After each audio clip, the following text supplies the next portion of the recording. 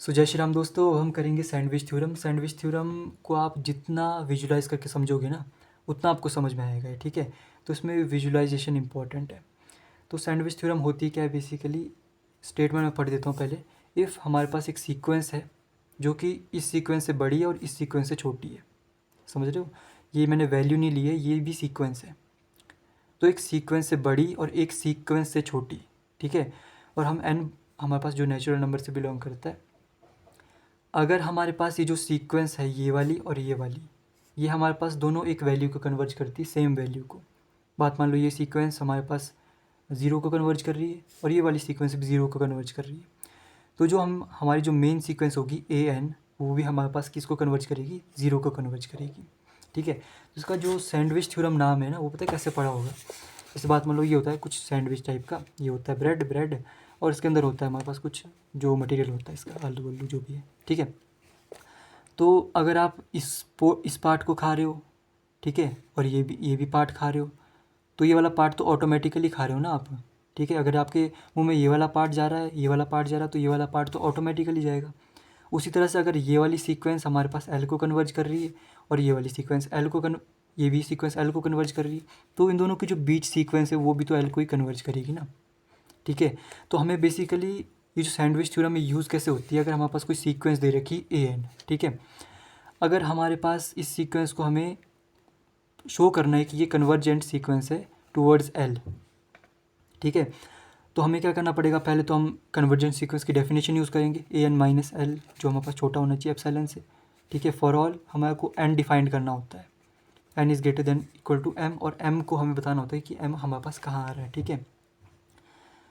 बात मान लो अगर हम जो ये सीक्वेंस की डेफिनेशन है कन्वर्जेंट सीक्वेंस की, अगर इसे ना कर पाए, फिर अगर हम n को डिफाइन ना कर पाए, क्योंकि ऐसी सीक्वेंस होती है जिसको हम डिफाइन नहीं कर पाते कहीं कभार ना। बात मान लो आपको ये दिया है 1/n प्लस n का स्क्वायर प्लस 1 प्लस, इस तरह की सीक्वेंस दी हुई है, ठीक है।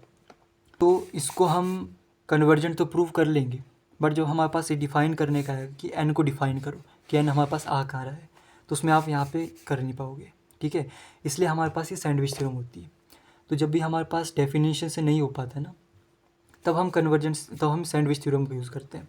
हम क्या बोलेंगे, इस सीक्वेंस को पहले तो हम एक ऐसा निकालेंगे कुछ कि हमारे पास ये सीक्वेंस किसी एक सीक्वेंस से बड़ी हो जाए और किसी एक सीक्वेंस से छोटी हो जाए, ठीक है। फिर उन दोनों को देखेंगे वो हमारे पास कहाँ को कन्वर्ज कर रही है। अगर ये भी एल को कन्वर्ज करी, ये भी एल को कन्वर्ज करी है, तो ऑटोमेटिकली जो हमारे पास ये जो मेन सीक्वेंस होगी वो भी हमारे पास किसको कन्वर्ज होगी, एल को कन्वर्ज होगी, ठीक है।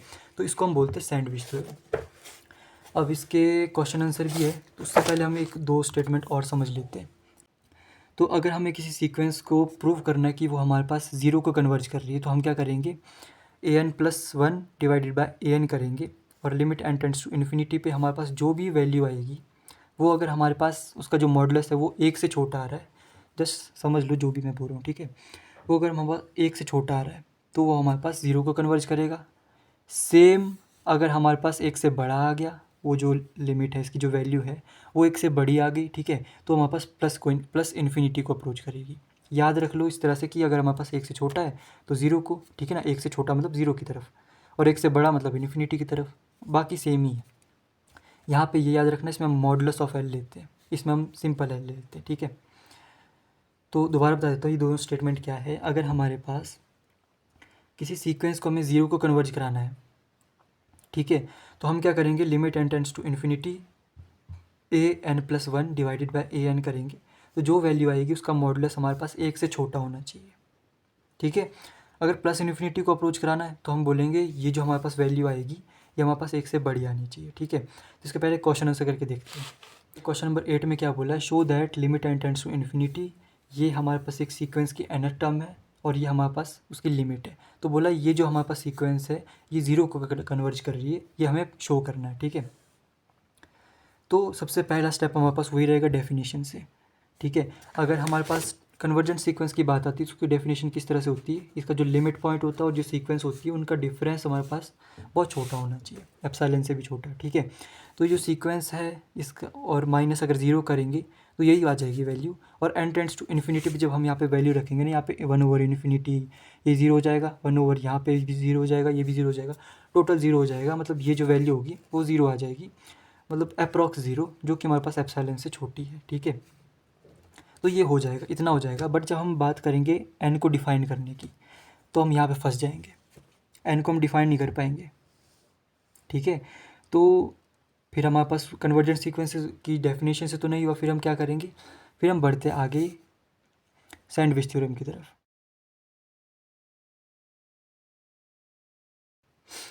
देखो इस सीक्वेंस में हमारे पास सबसे बड़ी टर्म कौन सी है, ये वाली है। ठीक है, तो हम बोल सकते हैं कि हमारे पास यहाँ पे जितनी भी टर्म्स है, ये पूरी सीक्वेंस जो होगी 1/n के स्क्वायर से छोटी होगी। और कितनी टर्म्स है हमारे पास यहाँ पे, n, यहाँ से 1 स्टार्ट हो रहा है, तो हम बोलेंगे n+1 टर्म्स है। ठीक है, n+1 टर्म्स, जितनी भी हमारे पास टर्म्स है ये, और इनटू में 1/n का स्क्वायर, इसकी जो सबसे बड़ी टर्म है, इससे हमारे पास ये सीक्वेंस हमेशा ही छोटी होगी। नहीं, इस सीक्वेंस की सबसे बड़ी टर्म हमने ली। ठीक है, उस बड़ी टर्म को इसकी जितनी भी टर्म है उससे मल्टीप्लाई किया। कितनी टर्म्स इसमें, n+1 यहाँ से स्टार्ट हो रहा है, तो यहाँ पे n+0 टाइप का होगा, तो हमें यहाँ पे क्या बोला, n+1 टर्म्स है और सबसे बड़ी टर्म है ये। ठीक है, तो हमेशा ही जो ये सीक्वेंस होगी इस वैल्यू से छोटी होगी, है ना। और जो सीक्वेंस की सबसे छोटी टर्म है वो कौन सी है, ये है। ठीक है, तो हम क्या बोलेंगे, ये जो सीक्वेंस है हमेशा ही इसकी जो सबसे छोटी टर्म है 1/2n का स्क्वायर, और जितनी हमारे पास टर्म्स है कितनी है, n+1, इससे हमेशा ही बड़ी होगी। ठीक है, तो अब देखो ध्यान से, ये हमारे पास क्या है और ये हमारे पास क्या है, ये कोई नंबर नहीं है। ठीक है, और ना ये नंबर है, ये हमारे पास सीक्वेंस है। सीक्वेंस इस तरह से होती है हमारे पास, दी हुई an=1/n, 3n, इस तरह से दी होती ना, तो हमारे पास n होना ज़रूरी है। तो इसमें देखो ये हमारे पास है क्या, ये हमारे पास सीक्वेंस आई है एक तरह से। ठीक है, तो इसको मैं लिख लेता हूँ n+1/2n का स्क्वायर, और ये जो हमारे पास सीक्वेंस, इसको मैं an ले लेता हूँ, और ये हमारे पास क्या है, n+1/n का स्क्वायर। ठीक है, तो हमारे पास जो गिवन सीक्वेंस थी वो हमारे पास इससे, इस वाली सीक्वेंस से बड़ी है और इस वाली सीक्वेंस से छोटी है। इतनी बात आ गई समझ में। ठीक है, तो अगर हमें ये प्रूव करना है कि ये हमारे पास सीक्वेंस 0 को कन्वर्ज कर रही है ना, यही तो प्रूव करना ना, हमारे पास क्वेश्चन में क्या बोला है कि इसको प्रूव करना है कि 0 को कन्वर्ज कर रही है, तो हमें ये बताना पड़ेगा कि ये वाली जो सीक्वेंस है और ये वाली सीक्वेंस है ये भी 0 को कन्वर्ज कर रही है। ठीक है, तो ये ऑटोमेटिकली हमारे पास ये कन्वर्ज हो जाएगी ड्यू टू सैंडविच थ्योरम। ठीक है, तो इस वाली सीक्वेंस को देखो, इसको हम किस तरह से लिख सकते हैं, अगर इसको n टेंड्स टू इन्फिनिटी पे हमें 0 को कन्वर्ज कराना है, तो न्यूमिनेटर में n नहीं चाहिए। ठीक है, तो इसको रिमूव करने के लिए हम क्या करेंगे, n/2n का स्क्वायर प्लस 1/2n का स्क्वायर, इसको इस तरह से खोल के लिख सकते हैं, इससे ये कट जाएगा। ठीक है, और इसको हम किस तरह से लिख सकते हैं, n/n का स्क्वायर प्लस 1/n का स्क्वायर, इससे ये कट जाएगा। ठीक है, तो हम बोल रहे हैं ये जो सीक्वेंस है ये इससे बड़ी है, इससे छोटी है। अब देखो ये वाली जो सीक्वेंस है n टेंड्स टू इन्फिनिटी पे कहाँ कन्वर्ज कर रही है, कन्वर्ज कर रही है कि डाइवर्ज कर रही है, इसको देखो। जब हम यहाँ पे इन्फिनिटी भरेंगे n की जगह, इस जगह इन्फिनिटी भरेंगे, ये वाली टर्म हो जाएगी 0, इस जगह इन्फिनिटी भरेंगे, ये हो जाएगी 0, तो ये हमारे पास किसको कन्वर्ज कर रही है, 0 को। ठीक है, यहाँ पे भरेंगे हो जाएगा 0, यहाँ पे भरेंगे ये हो जाएगा 0, तो ये भी हमारे पास 0 को कन्वर्ज कर रही है। तो हम बोलेंगे ये वाली सीक्वेंस हमारे पास 0 को कन्वर्ज कर रही है, तो ये वाली सीक्वेंस भी किसको कन्वर्ज करेगी, 0 को कन्वर्ज करेगी। ठीक है, तो इस तरह से हमारे पास सैंडविच थ्योरम यूज़ होती है। तो पहला स्टेप सेम रहेगा, डेफिनेशन से n को डिफाइंड अगर कर पाते हो तो ठीक है, नहीं कर पाते हो फिर हमें सैंडविच थ्योरम देखनी है, या फिर हमें ये देखना है कि स्टेटमेंट लगाएंगे या सैंडविच थ्योरम। ठीक है, फिर अगर उससे भी नहीं होता है फिर हमारे पास वो मोनोटोनिकली इंक्रीज डिक्रीज वो देखना होता है, वो भी आपको बताऊँगा। बहुत ईजी है सब कुछ। ठीक है, तो आप जस्ट इसको समझते रहना कि मैं क्या बोल रहा हूँ। वही चीज़ें मैंने यहाँ पे लिखी सीक्वेंस की, ये आप पीडीएफ में देख सकते हो। ठीक है, टेलीग्राम चैनल पे मैंने पीडीएफ डाल रखी है, इसको आप देख सकते हो। उसी तरह से हमारे पास क्वेश्चन नंबर 9 है, उसमें हमें क्या प्रूव करना है, prove that sequence where an equals to, ये हमारे पास दिया हुआ है, ये हमारे पास कन्वर्ज करेगा 1 को। ठीक है, तो सबसे पहला हमारे पास स्टेप वही रहेगा डेफिनेशन से, पर आपको करना नहीं पेपर में ना, लिखना नहीं है डेफिनेशन से। ठीक है, सबसे पहले आप सोचो इसको सीक्वेंस को, क्या ये हो जाएगा डेफिनेशन से, अगर हो जाएगा तो ठीक है, क्योंकि आपको सीक्वेंस की फॉर्म देख के पता लग जाएगा क्या मैं इसको n को डिफाइन कर पाऊँगा। ठीक है, तो डेफिनेशन से अगर हम करेंगे तो नहीं हो पाएगा। ठीक है, क्योंकि n को हम किस तरह से डिफाइन करेंगे कि n हमारे पास किससे बड़ा है, नहीं कर पाएंगे ना। तो हम इसको पहले तो स्टेटमेंट से नहीं कर पाएंगे, फिर हम क्या बढ़ेंगे, आगे बढ़ेंगे किसकी तरफ, सैंडविच थ्योरम या फिर स्टेटमेंट की तरफ, ठीक है। तो सैंडविच थ्योरम में हमारे पास क्या होता है, इस सीक्वेंस की हमें कुछ इस तरह से हमारे पास ये बननी चाहिए कि ये सीक्वेंस किसी एक सीक्वेंस से छोटी है और किसी एक सीक्वेंस से बड़ी है, ठीक है। तो क्या हम यहाँ पर इसकी सबसे बड़ी टर्म और सबसे छोटी टर्म देख सकते हैं? अगर देख सकते हैं तो हम इसकी बड़ी सीक्वेंस और छोटी सीक्वेंस बना सकते हैं। समझ में आई बात? तो हमारे पास क्या है बेसिकली, ये टर्म और ये टर्म, ये दो बहुत मेन होती है, ठीक है। यहाँ पे सबसे छोटी टर्म है ये वाली और सबसे बड़ी टर्म है ये वाली। तो ये हमारे पास सीक्वेंस, इसकी सबसे बड़ी टर्म है ये वाली, सबसे छोटी टर्म है ये वाली, ठीक है। तो जब भी हमें सीक्वेंस की बड़ी टर्म और छोटी टर्म का पता लग जाता है ना, तो हम ये बता सकते हैं कि वो सीक्वेंस किसी एक सीक्वेंस से बड़ी है, किसी एक सीक्वेंस से छोटी है, ठीक है।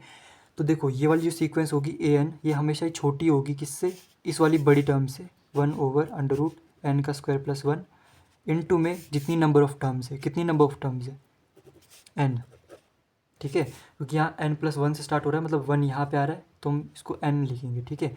तो मतलब हमारे पास ये जो सीक्वेंस है इस वैल्यू से हमेशा ही छोटी होगी और हमेशा ही बड़ी होगी इसकी सबसे छोटी वैल्यू कौन सी है, ये वाली 1/n का स्क्वायर प्लस n और इनटू में टोटल नंबर ऑफ टर्म्स इससे, ठीक है। तो अगर हमें ये बताना है कि ये सीक्वेंस 1 को कन्वर्ज कर रही है, तो हमें ये बताना पड़ेगा जो ये इस वाली सीक्वेंस है और ये वाली सीक्वेंस, ये दोनों 1 को कन्वर्ज कर रही है, ठीक है। क्योंकि डेफिनेशन से तो हुआ नहीं, अब सैंडविच थ्योरम से ही होना पड़ेगा। तो ये भी एक सीक्वेंस है, ये भी एक सीक्वेंस है, ठीक है। तो अगर n टेंड्स टू इन्फिनिटी पे किसी तरह से 1 को कन्वर्ज हो जाए और ये भी 1 को कन्वर्ज हो जाए, तो ये ऑटोमेटिकली 1 को कन्वर्ज हो जाएगी, ठीक है। तो देखो इसको 1 को कन्वर्ज कराना है तो हमें न्यूमिनेटर में से n हटाना पड़ेगा पहले तो, क्योंकि जब हम n टेंड्स टू इन्फिनिटी करेंगे न्यूमिनेटर में इन्फिनिटी नहीं आना चाहिए। तो n को रिमूव करने के लिए हम क्या करेंगे, यहाँ पे हम n को कॉमन ले लेते, ठीक है, +1/n, ठीक है, हाँ 1 + 1/n, इससे ये कैंसिल हो जाएगा। और इसको हम यहाँ पे अगर हम ले n हम बाहर निकाले तो हमारे पास क्या हो जाएगा, 1 + 1/n, ठीक है, इससे ये कैंसिल हो गया। देखो n टेंड्स टू इन्फिनिटी पे ये सीक्वेंस हमारे पास कहाँ को कन्वर्ज हो रही है, ये सीक्वेंस हमारे पास कुछ इस तरह से है कि 1/√में 1 + 1/n, ठीक है। n टेंड्स टू इन्फिनिटी करना है, मतलब यहाँ पे इन्फिनिटी डालना है, तो यहाँ पे इन्फिनिटी डालोगे हमारे पास क्या हो जाएगा, 1/∞ क्या हो जाएगा 0, मतलब हमारे पास क्या आ जाएगा 1/√1, इसकी वैल्यू हमारे पास 1 होती है, ठीक है। तो ये आ गया। इस वाली सीक्वेंस को देखो, ये वाली सीक्वेंस हमारे पास किस तरह से हो जाएगी, n टेंड्स टू इन्फिनिटी पे 1/√1, ठीक है, अप्रॉक्स 1। तो हमारे पास ये है, ये क्या है, 1 आ गया, मतलब ये वाली सीक्वेंस 1 को कन्वर्ज कर रही है, ये वाली सीक्वेंस भी हमारे पास 1 को कन्वर्ज कर रही है। तो ये जो मेन सीक्वेंस है हमारे पास वो भी किसको कन्वर्ज होगी, 1 को कन्वर्ज होगी, ठीक है। तो ये हो गया हमारे पास वो क्वेश्चन जो हम सैंडविच थ्योरम से करते हैं, ठीक है। और हमारे पास कुछ ऐसे भी होते हैं जिसको हम सैंडविच थ्योरम से नहीं कर सकते, तो उसको हम स्टेटमेंट लगा के करेंगे, ठीक है। वो भी मैं आपको बताऊँगा, तो वो हम अगली वीडियो में करते हैं, ठीक है।